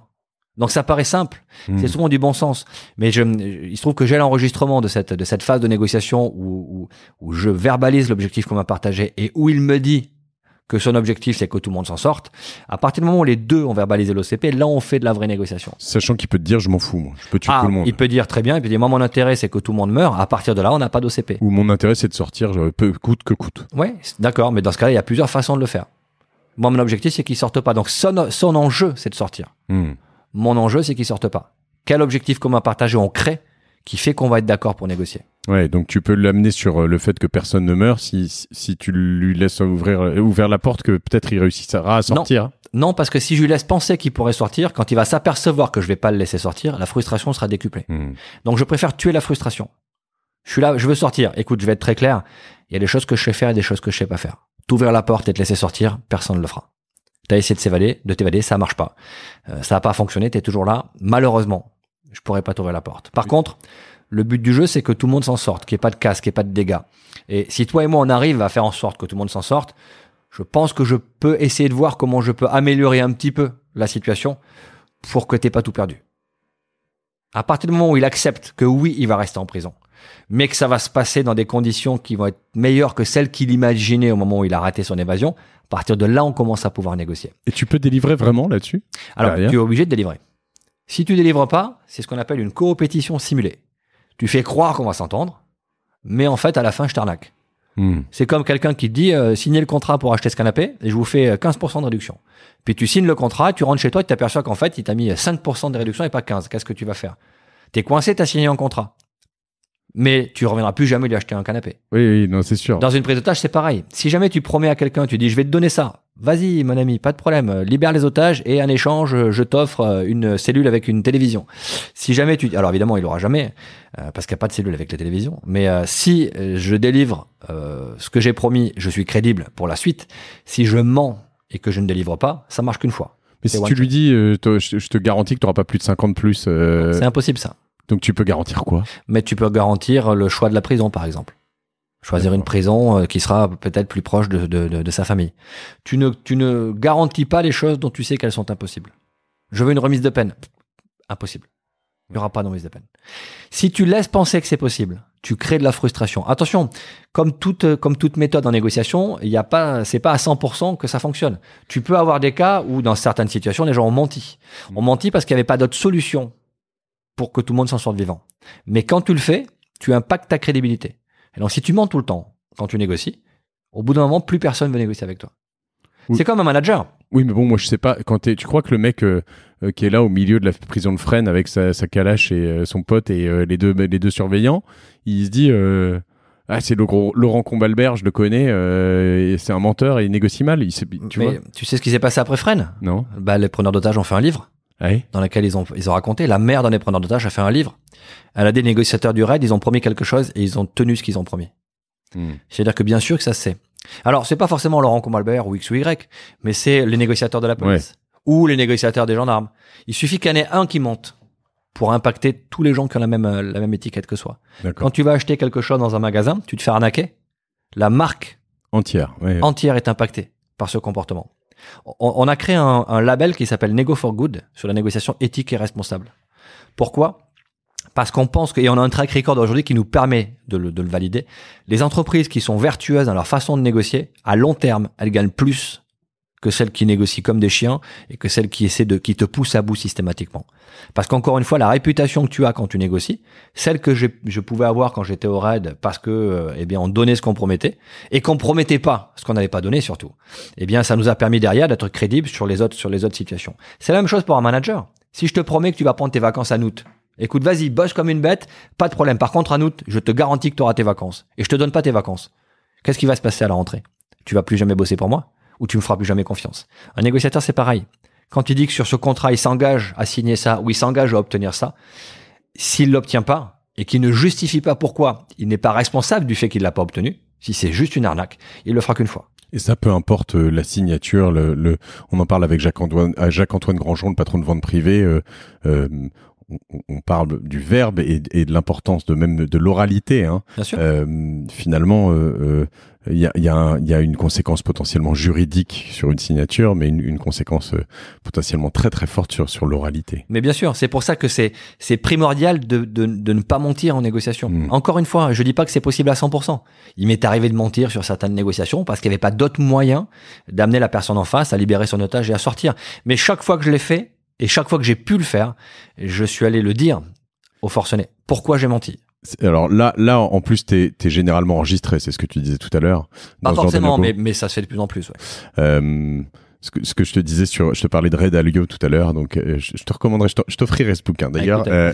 J'espère que c'est pas une promesse pour rien et que tu vas être obligé de tenir ton engagement. Tu verras. Et il est alors, c'est un psychopathe. Il va un peu trop loin sur ces trucs, mais c'est intéressant. J'aime bien les gens qui vont trop loin sur certaines choses parce que voilà. Mais il pousse même à enregistrer certaines réunions pour justement dire que tu t'es engagé sur ça. En fait, ça a été dit. C'est pas parce que ça n'a pas été écrit que en fait, donc finalement, ça enlève un peu de la confiance puisqu'en fait, tu es obligé de tout enregistrer. Oui, c'est dommage d'aller jusque là. Ouais, Par contre, quand tu fais une réunion, quand tu fais le wrap-up de la réunion, quand tu rappelles ce qui s'est dit, oui, tu dis voilà, on est bien d'accord que sur cette réunion, X, Y, vous êtes engagé à ça, d'accord? Donc tu peux faire un compte rendu de réunion dans lequel tu reprends les éléments, que tu envoies à tout le monde et tout le monde vérifie que oui, c'est bien engagé à faire quelque chose. Ouais. Ça, c'est vrai que c'est une plaie. Les gens qui te disent les choses et qui les font pas. Oui. Voilà. Quand ils le font volontairement, c'est malhonnête. Certains l'oublient. Ça peut c'est ça. Il y a les oublis aussi. Mais voilà, mais c'est vrai que c'est compliqué. Quand tu t'attends à quelque chose et que tu l'obtiens pas, à un moment donné, tu détruis de la confiance et donc tout le monde bascule dans la méfiance systématique et c'est dommage. Donc tu as fait combien de temps? Alors cette formation, pour revenir là-dessus, les plus gros enseignements que tu aies pu avoir, le FBI, c'est juste que ça me fait un peu... Le process, c'est efficace quand tout est sous contrôle. Ça perd vite de sa crédibilité dès lors qu'il y a de l'incertitude. Et en négo, on a du facteur humain. Par contre, la préparation ici est primordiale. Au FBI, tu te prépares des heures et des heures. Et effectivement, c'est top parce que quand tu as compris que la négo, c'est 70% de préparation et 30% d'agilité, à partir de là, oui, tu vis plus de la même façon. Et quand tu dis une préparation, c'est une préparation générale comme l'entraînement par rapport à une intervention ou c'est une préparation cas par cas? Spécifique, cas par cas. Qui décide, qui négocie, quel est mon mandat de négociation, quel est l'OCP, comment je le verbalise, qui sont les acteurs face à moi, qui est un allié, qui est un adversaire, quelle est la stratégie que je vais retenir, comment je la mets en œuvre, quelles sont les batailles que je choisis de mener, est-ce que je les mène ensemble, je les mène pas ensemble. Et ça, tu as toutes ces questions qui sont pré-écrites et puis après tu y réponds en allant sur le lieu. Absolument. Comment ça se passe? Tu y réponds de manière naturelle. Avec Marwan, on a inventé cette méthode il y a maintenant pas mal d'années. Donc pour nous maintenant, Pacificat, c'est automatique. On se pose plus la question. Enfin, on sort plus le papier pour se poser les questions. Mais oui, on a formalisé l'approche de préparation et les questions clés en négociation. Parce que quand tu es impliqué dans une négo avec du stress, avec des enjeux forts, tu as une charge cognitive qui diminue, c'est-à-dire une capacité à processer l'information qui est moins efficace. Et donc pour ça, il faut avoir des choses sous la main, il faut avoir écrit. Et donc si tu es sur le terrain, enfin en train d'y aller, tu t'es dans un hélico, un avion, une voiture, et tu te mets là-dessus et tu te dis voilà, et t'as des infos qui te viennent de différents services, j'imagine. Tu vas chercher les infos, tu dis j'ai besoin de quoi pour travailler là-dessus. J'ai eu à traiter un cas d'extorsion dans un pays d'Amérique du Sud. Je me suis posé la question, d'accord, qui est la personne qui est en face de moi? Quel est le vocabulaire qu'il utilise? Est-ce que l'accent qu'il a est bien un accent de cette région-là, ou est-ce que c'est quelqu'un qui vient d'ailleurs? La revendication qu'il a faite, qu'est-ce que les statistiques nous disent? Est-ce qu'elle est dans la norme? Est-ce qu'elle est au-dessus? Est-ce qu'elle est en dessous? Est-ce que c'est un amateur? Est-ce que c'est un professionnel? Comment les autorités locales vont-elles réagir? Moi, je suis une entreprise privée aujourd'hui, donc je ne peux pas solliciter la police pour venir m'assister. Est-ce que je connais quelqu'un? Comment je vais les faire intervenir? Quel est leur enjeu? Est-ce qu'ils sont plutôt pour une solution négociée? Voilà, tu enchaînes plein de questions. J'ai pas la bonne réponse avant. Par contre, les questions, je me les pose toujours. Et donc là, je reprends une part de ton métier actuel, l'extorsion. Donc, tu as des privés qui t'appellent et qui te disent il y a quelqu'un qui est en train de potentiellement essayer de me tirer de l'argent parce que je sais pas, j'ai une sextape ou j'en sais rien. Ouais, bien sûr. Et il y a beaucoup de gens qui se font prendre comme ça en train de se faire filmer par leur ordinateur à leur insu, ou des gens qui se feront aussi voler de l'information sensible. Des entreprises qui se font piquer un plan stratégique ou un particulier qui se fait voler une information qu'il n'a pas envie de voir sortir. Donc oui, on nous appelle sur ce qu'on appelle les extorsions ou des cyber extortion, donc des extorsions par des pirates. Et ça, c'est relativement fréquent, oui. Et ça se règle comment? Parce qu'en effet, le trip d'une extorsion, tu dis un jour ça m'arrive, en fait, tu dis si je paye, finalement, je vais payer toute ma vie, quoi. On analyse la menace. D'abord, est-ce que c'est une extorsion ciblée ou pas? Tu peux tomber sur une pêche miraculeuse, c'est-à-dire quelqu'un qui t'envoie un mail, d'ailleurs tu dois en recevoir, quelqu'un qui dit, il te met un code que tu utilises ou que tu as utilisé sur Internet, il te dit voilà, vous êtes certainement surpris de recevoir un email avec votre propre adresse, parce qu'il t'écrit avec ta propre adresse, j'ai craqué votre code et c'est celui-là, donc tu reconnais ton code. J'ai eu accès à vos données personnelles, j'ai trouvé des vidéos compromettantes, il faut me payer quelque chose. Donc ça, généralement, c'est de la pêche miraculeuse, il faut pas répondre. Sachant que sur il y a perche miraculeuse, mais aussi sur le dark web circule votre code avec votre email sur. C'est là-dessus qu'il a trouvé. Oui, c'est ça. Ils les achètent pas cher. Tu es surpris parce que tu vois ton adresse email qui t'écrit et ton code qui est ton vrai code. Maintenant, il tente le coup. Si tu réponds, il dit attention, ça a mordu, il a peur, je vais pouvoir l'utiliser. Tu réponds pas, il passe à autre chose. Ça, c'est une attaque type pêche miraculeuse. La seconde attaque, elle est ciblée. Là, par contre, il a remonté ton ordinateur, il a des vrais fichiers qu'il n'a pas trouvés au hasard, ou carrément, il t'a fait filmer dans les situations compromettantes. Ça, c'est des choses qu'on rencontre. Donc là, c'est pas la même menace. Bien sûr, la crédibilité, elle est aussi liée au montant qui va être demandé. Donc on essaie au maximum, bien sûr, de pas payer, d'attendre de voir comment ça va sortir. On peut aussi faire du forensic, arriver à remonter d'où vient l'attaque. Donc il y a plein de possibilités d'action dans ce type de situation. Et là-dessus, toi, tu es payé en tant que consultant, au jour travaillé. On est payé au temps, ouais. On n'a pas de success fee. D'accord. Parce que c'est difficile de calculer le success fee sur ce type d'opération. Et puis je trouve que c'est un peu pernicieux, le success fee. Donc on est payé comme un consultant. On a un temps. On est payé au temps. D'accord. Et tu te fais des trucs en Amérique du Sud, donc tu le disais, en Australie, j'en sais rien, enfin dans le monde entier. Ouais, d'accord. On passe notre temps à voyager. Alors on voyage beaucoup. Maintenant, grâce aux moyens de communication, on fait beaucoup d'assistance à distance, par Skype ou par téléphone. Mais oui, on a des missions qui se déroulent dans le monde entier. Donc tu as continué ce job que tu avais entamé au RAID. Le RAID, tu es resté combien de temps? Je suis rentré en 98, je suis reparti en 2004. D'accord, 6 ans. Et donc, tu as fait beaucoup d'interventions. C'est quoi le rythme des interventions? Sur l'année 2001, si mes souvenirs sont bons, on a fait 130 opérations. What? D'accord. Ouais. Donc, c'était une grosse année, ouais. C'est pas souvent des cas très médiatiques, C'est un fonctionnaire retranché. En plus, il faut se remettre dans le contexte. Maintenant, il y a des antennes du RAID, des antennes régionales. D'accord. Qui peuvent aller gérer ce type d'opération. À l'époque, on était tout seul. Donc, dès qu'une police locale avait un pépin, quelqu'un qui se retranche, on soupçonne qu'il a une arme, on appelle le RAID. C'est une sorte d'unité d'élite, on est d'accord. vous êtes très bien équipés, vous êtes bichonnés, etc. J'entendais récemment, alors c'est plus ce côté armé, hein, militaire, mais que dans toutes les interventions au Mali, par exemple, ils étaient transportés par des avions privés dans des états lamentables, etc. C'est des choses que tu as vécues, ça, ou c'est pas vraiment le cas pour des unités comme ça? Alors, le transport, non. On avait la chance d'avoir des véhicules et des bons véhicules. Après, c'est vrai que le matériel, pour être très honnête, on n'a pas trop à se plaindre. Enfin, du moins, à l'époque, on n'avait pas trop à se plaindre. On était bien équipés, on avait ce qu'il nous fallait. Maintenant, c'est vrai que tu as toujours tendance à t'acheter un truc, toi, perso, parce que tu trouves que ce gilet pare-balles est plus efficace que celui-là, ou que ce gilet tactique, voilà, s'il fallait le demander, t'en as pour 6 mois, donc tu te l'achètes. Donc ça, c'est une pratique. T'as le droit, ça. T'as le droit de t'acheter ce truc. D'accord. Hormis l'armement. Ouais. Bien sûr, mais le matériel, tu peux porter le matériel que tu veux. Non, ce type d'unité, à l'époque, était relativement chouchouté. Après, c'est surtout la police locale qui, elle, elle n'a pas l'équipement et elle s'achète à titre perso. Moi, j'ai des collègues qui sont encore en police locale aujourd'hui et qui s'achètent leur gilet pare-balles parce qu'ils ont envie d'avoir un truc plus efficace, ou leurs étuis d'armement, ou voilà, leur matériel qui devrait être du matériel administratif. D'accord. Et pour revenir donc sur ces années au RAID, ce nombre d'interventions que tu fais, toi, tu restes dans une forme de... Enfin, tu es dans une forme de routine à la fin. C'est quand on fait 130 sur 365 jours, c'est un jour sur 3. Enfin, alors je sais pas si toi t'étais dans les 130, peut-être pas. Alors t'es pas sur toutes les opérations, mais oui, ça devient une sorte de routine parce que tu travailles tellement sur le débriefing des cas, tu les ressasses, tu les reprends, surtout quand tu les enregistres, tu les réécoutes tout le temps. Donc tu peux à un moment donné tomber dans la routine, et ça devient dangereux. Parce que tu considères que les cas sont faciles et que ça se mène sans problème. Et quand tu es négociateur, tu dois être aussi entraîné que les autres? Tu dois pas l'être, mais si tu veux être légitime, tu as intérêt à l'être. D'accord. Voilà. Donc tu fais les mêmes... Tu vas au stand de tir, tu vas à la boxe, tu fais... Ouais. Après, on le fait parce qu'on aime ça aussi. Hein. Mais ouais, si tu veux aussi être légitime, si tu te laisses pousser le ventre et que tu n'es pas capable de monter l'escalier sans être essoufflé, au bout d'un moment, ça va pas être bon. Ouais, donc tu dois être capable de cavaler pendant 2 heures pour aller rejoindre un site isolé en Corse ou ailleurs pour aller faire une négo, ou être capable d'être projeté en chute libre si c'est nécessaire parce que le lieu est inaccessible autrement, ou pouvoir défendre ta peau parce que tu es armé, hein. Si jamais ça tourne mal, bien sûr.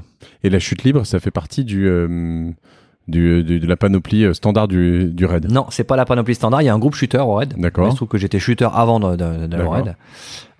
Et donc, oui, je continuais parce que c'était ma passion. D'accord. Donc, t'en fais encore aujourd'hui? Alors, j'ai plus beaucoup le temps, malheureusement. Quand j'avais pas le temps, quand j'avais du temps, j'avais pas beaucoup d'argent pour le faire. Et maintenant que j'ai un peu plus d'argent que je pourrais le faire, j'ai plus le temps pour le faire. Donc, là, c'est très injuste. C'est le paradoxe C'est le paradoxe de la chute libre.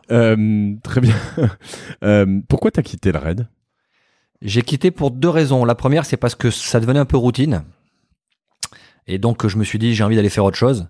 Les forcenés ou les preneurs d'otages, il y a 3, 4, 5 types de profils types. Tu les retrouves assez souvent. Je me suis intéressé au problème du kidnapping. Et il n'y avait pas de solution, il n'y avait pas de réponse organisée de manière institutionnelle, comme les Américains le faisaient. Et donc, on m'a proposé de mettre entre parenthèses du RAID pour monter une équipe dédiée à la sécurité des voyageurs d'affaires et des expatriés, notamment liés au problème de kidnapping. Pour la police nationale? Alors, pour le cabinet de conseil du ministère de l'Intérieur. D'accord, ok.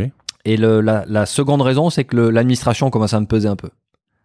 L'administration française est très lourde. Les enjeux politiques dont on parlait tout à l'heure, tu les as à fond. Tout le monde louvoie un petit peu et ça commence à me peser un petit peu. Et puis j'avais envie de prendre un peu mes aises. J'avais un peu d'idées, j'avais pas mal d'idées pour développer le métier, et je me rappelle d'un gradé, un haut responsable du RAID qui m'a dit: vous avez trop d'idées.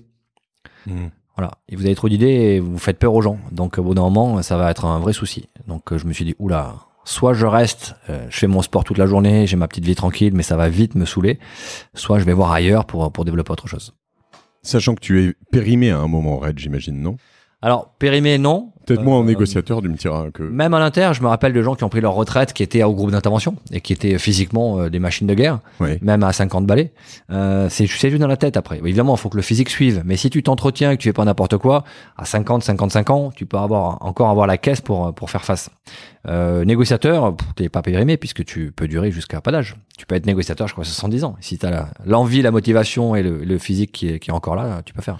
Et le psy, il est très important. Je veux dire, tu fatigues en étant négociateur. C'est un truc qui est Tu fatigues autant que l'intervention. Le stress, il est aussi présent. Je dirais pas qu'il y a une fatigue plus importante, une fatigue psychologique plus importante à la négo qu'à l'intervention.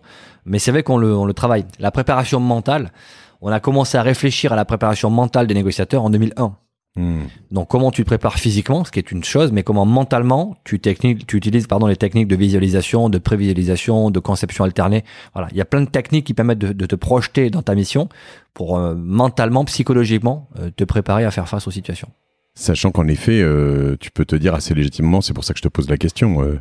J'aimerais revenir sur la visualisation, prévisualisation, mais un négociateur qui est, je sais pas moi, pas en forme, mal dans sa peau, déprimé ou j'en sais rien. Enfin voilà, il va forcément avoir alors l'inverse d'un ascendant, en tout cas une oui, faiblesse il aura psychologique. Un désavantage par rapport à la partie adverse. Ouais. Bah, c'est là que l'équipe joue à plein. Quand tu es fatigué, quand tu te sens pas, tu dois le dire. Ça t'est arrivé ? Bien sûr. Ça m'arrivait 2 fois. Une fois parce que j'étais vraiment physiquement fatigué. On avait enchaîné les opérations. C'était en 2001. On avait fait une opération par jour. On avait fait la prison de Fresnes. On avait fait 2 forcenés dans la semaine. Enfin, la dernière opération, t'es rincé, quoi. Donc là, tu sens que t'es pas à même de prendre contact et d'être efficace. La seconde fois où ça m'est arrivé, c'est que je sentais pas le bonhomme. Psychologiquement, je me suis dit, j'ai pas envie de négocier avec lui. Donc là, si tu as pas envie de négocier, il va le sentir. Donc il faut passer la balle à quelqu'un d'autre. Donc c'est aussi des choses qui peuvent arriver.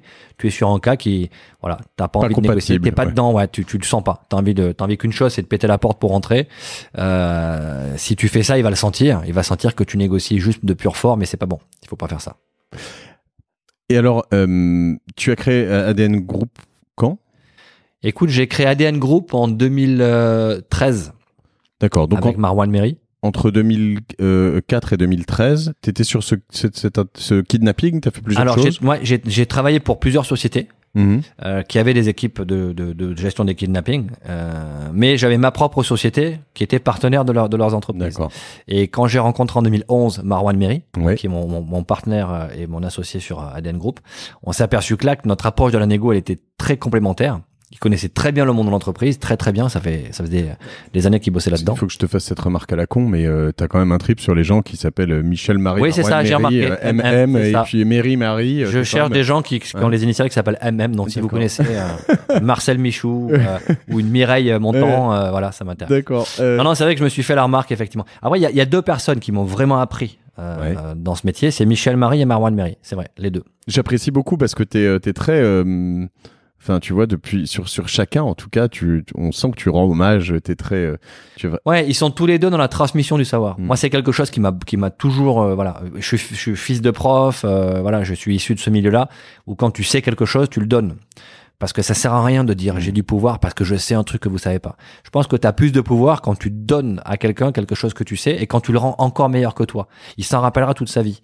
Et donc Michel et Marwan, c'est aussi ce qui les caractérisait. C'est-à-dire c'est la générosité. C'est l'intransigeance aussi dans la discipline. Avec Michel, quand il fallait bosser, quand tu étais là, c'était pas juste pour dire je suis dans l'équipe.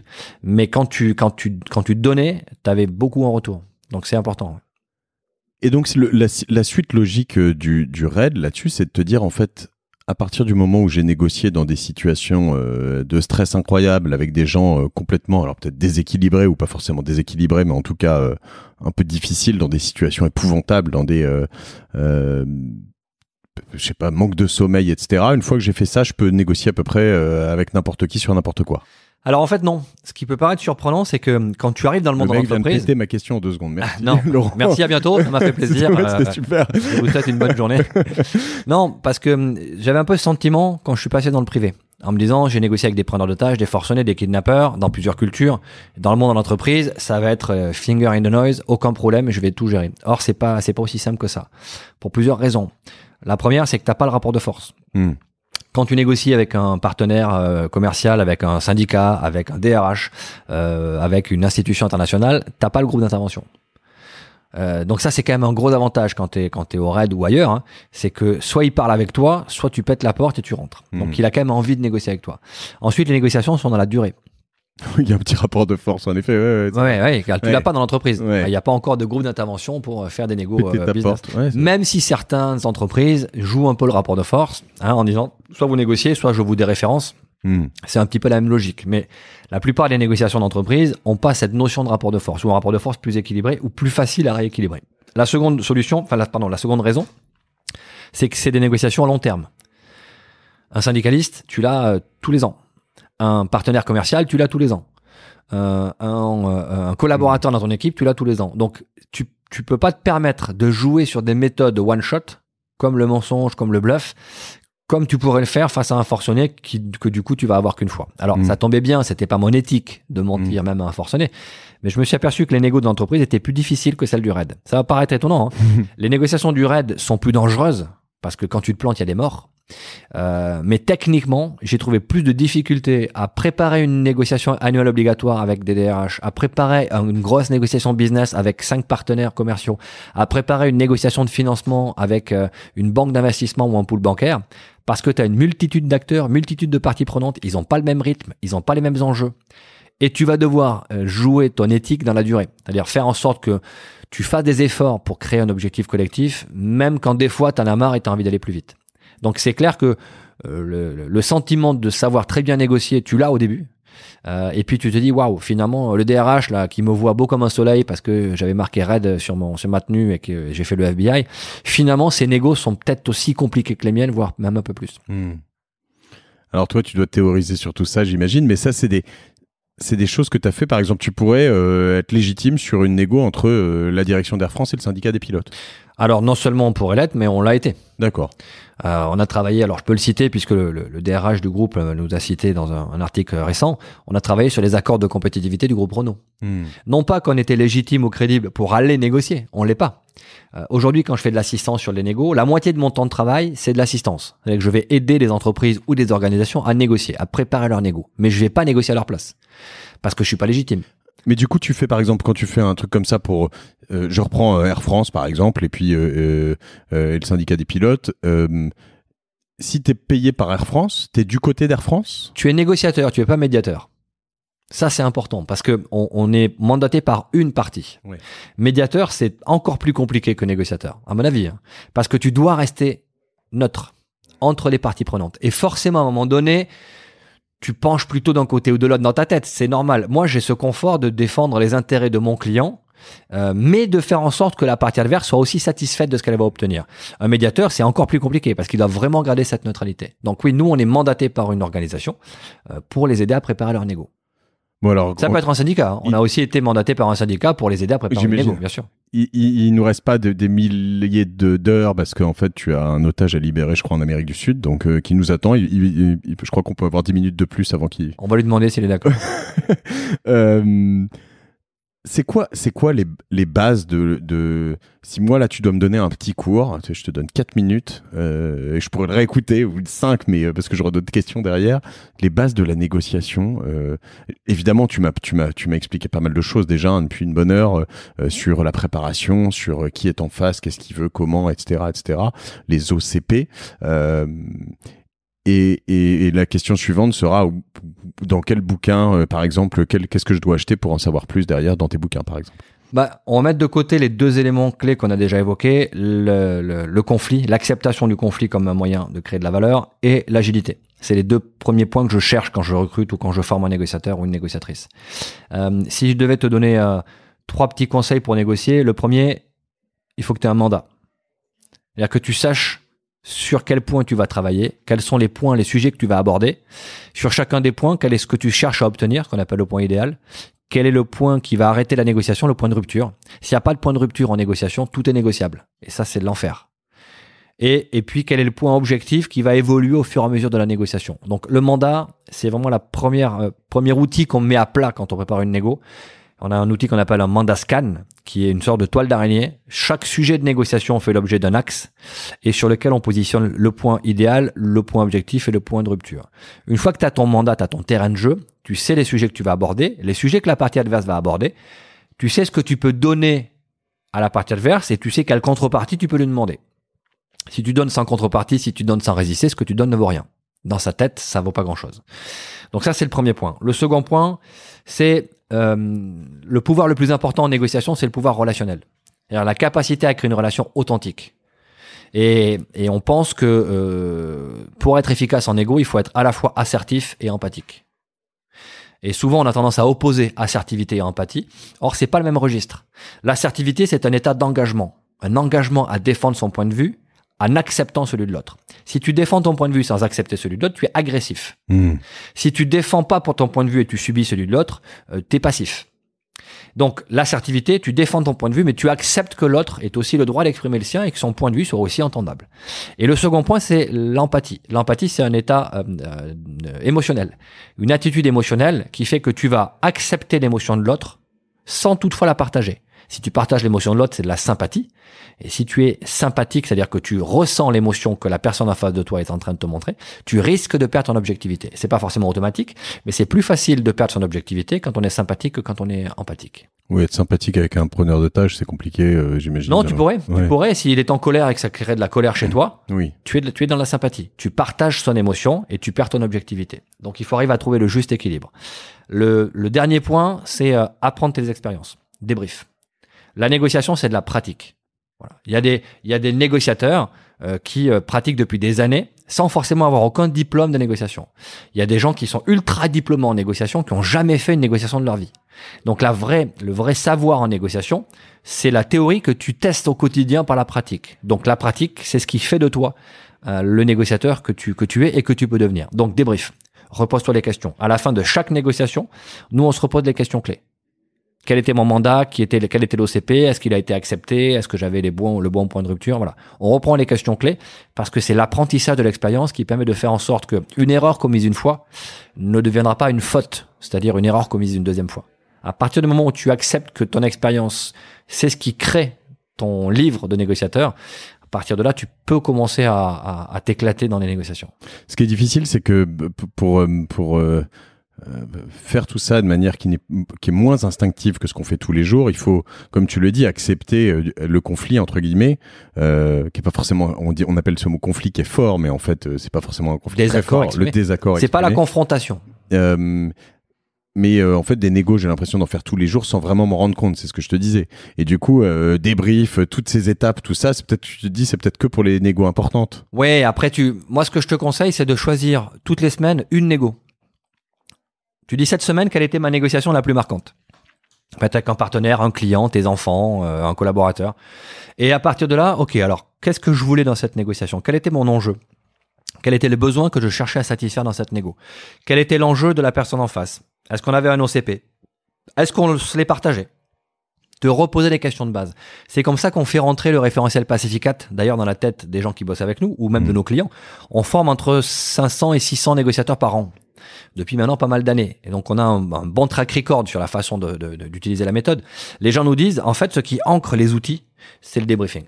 À chaque négo, je me repose les questions et hop, la question, elle s'ancre de manière plus présente. Tu formes des gens qui vendent des boîtes? Des gens qui sont banques d'affaires ou des choses comme ça? Ouais. On forme la BPI, on forme des investisseurs. Mais pourquoi on les forme? Parce qu'ils sont vertueux dans leur façon de voir les choses. On ne forme pas les requins. Mais tu vois, récemment, j'y pense parce que récemment... tu vois, je pense que j'ai pas assez. Ça s'est bien passé d'ailleurs, mais on a vendu une boîte récemment. Et typiquement, quand je me projette dans ce que tu dis, le mandat, le terrain de jeu, le spider map, la carte d'araignée, le point idéal, le point de rupture, je pense que c'est quelque chose. Alors, est-ce que ça se fait ou pas? Mais j'aurais quasiment pu l'écrire et leur dire voilà où on en est. Est-ce que vous partagez ce point de vue? Bien sûr. Je vais même te donner un exemple. On a accompagné une négociation de fusion-acquisition pour une entreprise qu'on a formée à la négo et qu'on connaît depuis très longtemps. Et en face, le fonds d'investissement est un fonds qu'on a formé à la négociation. Et donc, quand on a su qui était la partie adverse, évidemment, on le déclare systématiquement pour éviter le conflit d'intérêts. Ouais. Mais on a dit au fonds en face, écoutez, voilà, sachez qu'on conseille cette entreprise. Et on a eu deux avantages. Les premiers nous ont dit, mais on sait que vous êtes négo for good, c'est-à-dire que vous négociez de manière éthique. Donc, ça nous va bien, que ce soit vous qui conseillez.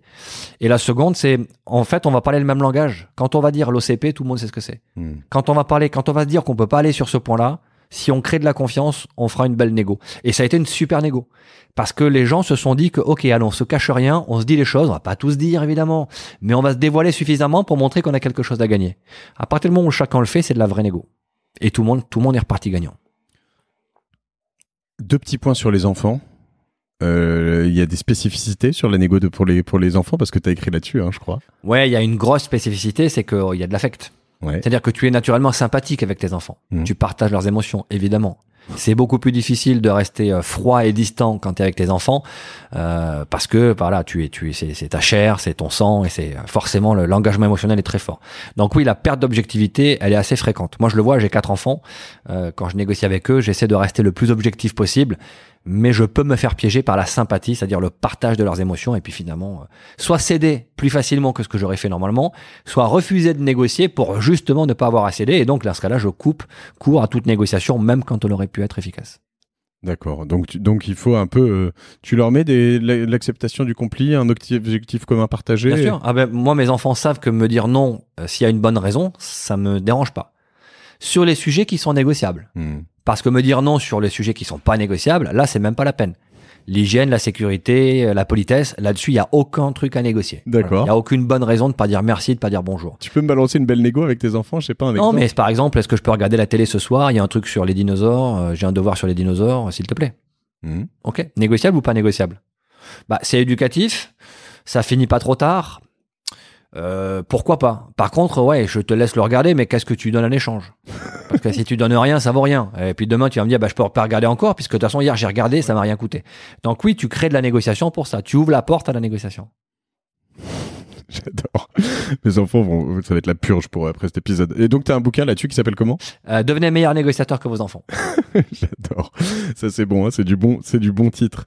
Très bien. Et le bouquin qu'il faut prendre pour les gens plus business qui nous écoutent, tu leur recommanderais quoi pour commencer? On écrit beaucoup de livres, mais le dernier qu'on a sorti avec Marwan Méry, qui s'appelle Négociator, c'est la bible de la négociation pour nous. Hein. On a écrit 660 pages sur le référentiel Pacificat.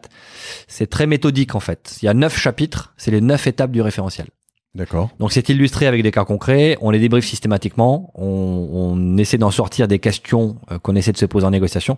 Donc oui, on est très fiers de ce bouquin-là. On l'a d'abord écrit très vite, à la grande surprise de l'éditeur, on l'a écrit en 6 mois. D'accord. Parce que on était dedans, on était passionnés par l'écriture de ce livre. Et puis oui, on a la chance d'avoir de très bons retours et les gens nous disent c'est super, c'est opérationnel, je le pratique tous les jours. Donc rien que ça nous donne envie d'en écrire un deuxième. Je mettrai les liens évidemment de tous ces livres dans les descriptions sur les posts Medium ou sur gdiy.fr. J'avais une question sur je vais revenir sur une question traditionnelle, pardon, mais que je pose à tous mes invités. Si tu avais l'opportunité de revenir rencontrer Laurent Combalbert juste avant de devenir ce lieutenant à Paris sur ta première brigade, je vais dire une bêtise, ouais. Section, qu'est-ce que tu te dirais? La même chose, je dirais vas-y. Suis ton instinct, tu vas faire un truc sympa. Je changerais rien. Franchement, si je pouvais revenir en arrière, je changerais rien de ce que j'ai fait. Les bonnes choses ou les mauvaises choses, hein, même les bêtises que j'ai pu faire, je les changerais pas parce que c'est ce qui te construit. Et si tu as des regrets, même sur les choses que tu aurais pu mieux faire, c'est lancinant et c'est pas très bon. Non, je regrette pas, même les bêtises que j'ai pu faire, j'en ai fait quelques-unes, je les regrette jamais. Donc je lui dirais vas-y, écoute ton instinct, fais comme tu le sens, prends des risques, n'aie pas peur, des fois tu vas pas bien dormir, tu vas te retrouver dans le privé alors que tu avais une belle carrière tracée dans l'administration, tu vas démissionner, tu vas monter une boîte, tu vas te demander si tu auras des clients, vas-y, tu vas voir, c'est top. C'est quoi ta pire nuit blanche justement? Bah la pire nuit blanche, t'en as toujours des pires nuits blanches, c'est quand j'ai monté ma boîte. Je me suis retrouvé, j'ai toujours travaillé quand j'étais étudiant, j'étais pion, pendant 5 ans j'étais surveillant pendant que je faisais mes études, puis je suis rentré dans l'administration, j'ai toujours eu un salaire en fin de mois, et puis un jour... Avoir comme pion un futur flic négociateur, l'horreur quoi. J'ai adoré, c'était super, j'étais dans un quartier difficile en région toulousaine, et j'ai adoré cette période-là, parce que tu faisais la négo tout le temps dans la cour de récréation, en plus c'était les sports études rugby, donc à 14 ans, il faisait 1m90, 100 kilos, donc t'avais intérêt à savoir négocier. Et, mais ouais, je me suis retrouvé à monter ma boîte. J'ai passé 1 ou 2 semaines à me dire est-ce que j'ai pas fait une bêtise. Et donc là, oui, tu te dis ok, allez, j'y vais. Et puis j'ai découvert ce que c'était qu'être entrepreneur. Et donc du coup, ouais, là tu fonces parce que c'est top quoi. La vie d'entrepreneur, c'est risqué, tu dors pas bien toutes les nuits, c'est vrai, mais c'est tellement bon parce que tu inventes, t'es obligé d'être agile, t'es obligé d'être créatif, t'es obligé d'avoir toujours un temps d'avance. C'est sûr. C'est aussi plein de risques et plein de... Bien sûr, mais c'est ce qu'on cherche. De difficultés. c'est vrai. Écoute, je te remercie. On peut te contacter donc sur LinkedIn. Tu me disais... oui, je suis très souvent sur LinkedIn. J'aime beaucoup ce réseau. On trouve ton mail aussi sur le site, de toute façon. Donc, c'est ADN Group sans E à groupe.com /fr pour les Français. Mais voilà. Donc, on réussit à te contacter. Moi, je suis rentré très facilement en contact avec toi. Et puis, si on veut bosser avec vous, c'est quoi le cas le plus type? Ça peut être, comme on l'a dit là, vendre une boîte, ça peut être une négo de salariale, ça peut être... Ouais, il n'y a pas de limite en fait dans les négos qu'on fait. Et généralement, c'est les entreprises qui nous sollicitent bien sûr, parce qu'on reste cher, donc c'est pas facile de s'offrir nos services quand t'es un particulier. Mais oui, c'est des négociations de business, des fusions-acquisitions, des négociations de contentieux, des négociations de pénalités entre clients. C'est des choses qu'on rencontre. On a même l'ONU aujourd'hui qui nous sollicite. D'accord. Le 25 septembre 2019, on fait la journée mondiale de la négociation à l'ONU, au Palais des Nations. Fantastique. Co-organisée par l'ONU et ADN. Donc c'est à Genève, au siège de l'ONU. Et c'est ADN Group et l'ONU qui co-organisent cette première journée. On va remettre le prix Pacificat du meilleur négociateur de l'année. Et donc voilà, les candidatures sont ouvertes. On a plein de gens dont le nom est proposé, des diplomates, des gens d'ONG. On espère qu'on aura une belle surprise, un beau négociateur, une belle négociatrice désignée le 25 septembre. Merci Laurent Combander. Merci à toi. Je suis vraiment ravi d'avoir eu cet échange avec toi. À tous ceux qui nous écoutent, désormais, quand vous me contacterez, faites bien attention à avoir un objectif commun partagé. Peut-être pas tout de suite un désaccord exprimé. On va commencer quand même avant le conflit par quelque chose de plus productif. Mais voilà. Et je vous remercie de suivre Génération Do It Yourself. Je vous souhaite un bon été, si vous écoutez ça, l'été 2019, où on se trouve même en début de forte canicule avec Laurent. Et puis, je vous remercie de partager ce podcast autour de vous, à vos amis, à l'oral, à l'écrit, sur LinkedIn, sur Facebook, sur Twitter, partout. Et puis de m'envoyer autant de messages que vous voulez pour qu'on façonne le monde des entrepreneurs français et bien plus des gens qui veulent se lancer. À bientôt sur Génération Do It Yourself.